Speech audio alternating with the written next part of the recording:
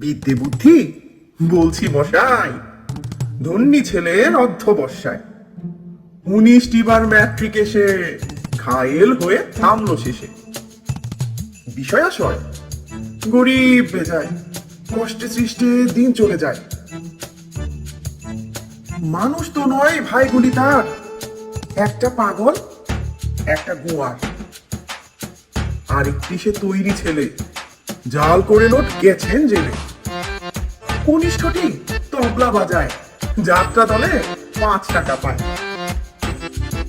গঙ্গারাম তো কেবল ভোগে পিলের জড়ার পাণ্ডব গীত। কিন্তু তারা উচ্চ ঘর, বংশরাজের বংশধর। শ্যাম লাহিড়ী বন্য গ্রামে কি যেন হয় গঙ্গারামের। যা হোক, এবার পাত্র পেলে এমন কি আর মন্দ ছেলে।